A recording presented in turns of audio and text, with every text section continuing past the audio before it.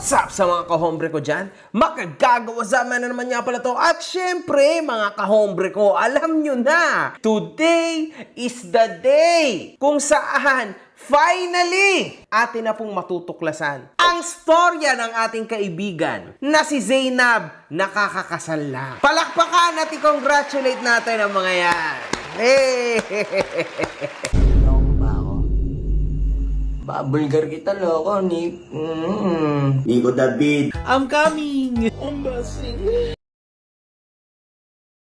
Mga kahombre ko, ito yan ha. Noong July 2024, nag-propose si Ray Parks kay Zainab. At ngayong June 2025 lang sila ikinasal sa napakagandang lugar sa Tagaytay. Okay? Ang full video ng kasal ay uploaded sa YouTube channel ni Zainab. At iba sa mga pamilya nito ay nagawang dumalo. Okay? Okay naman lahat, di ba? And kung mapapansin nyo, mga kahombre ko, napakatindi po at napakalakas ng views ni Zainab sa kanyang bagong video ng kasal niya. What's up, boy? Ngayon, mga kahombre ko, kumakalat din ngayon sa social media kung ano man ang nangyari sa kasal nila. Una sa lahat, yung tinatawag na no cellphone policy. In short, bawal mag-record sa kanyang kasal. Okay? Bawal ilabas ang cellphone. Which is, I think, it's a good thing, mga kahombre ko, for me, ha? What the fuck, bro? Bilang ikaw ay influencer, alam mo naman na yan ang trabaho mo. So, syempre, meron at meron dyan na maglilik, maglalabas ng phone, ire-record, ilalabas sa social media. May point naman ang ating kaibigan na si Zainab dito, mga kahombre ko, para sa akin ha. Para sa akin, this is perfectly good. Unfortunately, may mga kababayan tayo na hindi maintindihan yung part na yan and wala na po tayong magagawa. Pero sa ngayon, para sa akin, tama yan